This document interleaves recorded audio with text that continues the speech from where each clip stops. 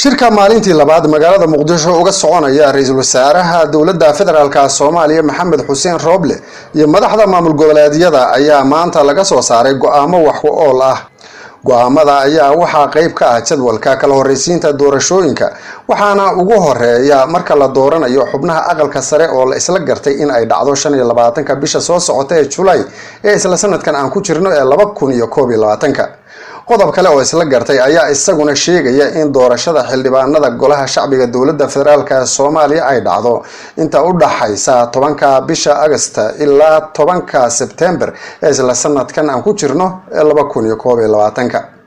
doorashada madaxweynaha Soomaaliya hogaamin doona 4 sano oo soo aadan ayaa iyadana la isku raacay in ay dhacdo 10 bisha Oktoobar ee isla sanadkan 2021.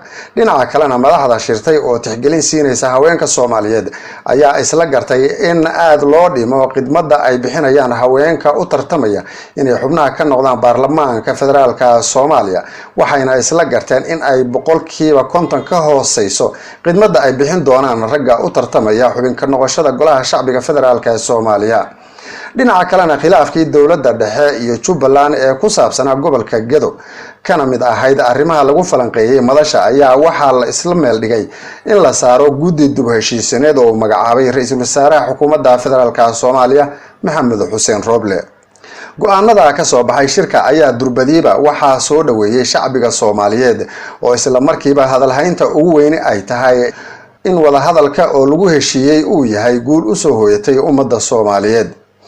wixii kale soo kordha Somali News TV ayaad kala socon doontaan. aragtidaaduna waxay muhiim u tahay bulshooyinka Soomaaliyeed oo dhan. sidaa darteed fikirkaaga ku reeb qaybta commentiga. haddii aad nagu cusub tahayna nagu soo beer oo subscribe dhe channelkan dabadeedna taabo dawanka ku lamaasan si isla markaba aad u heshid macluumaadka aan joogtada idinku soo gudbin doono.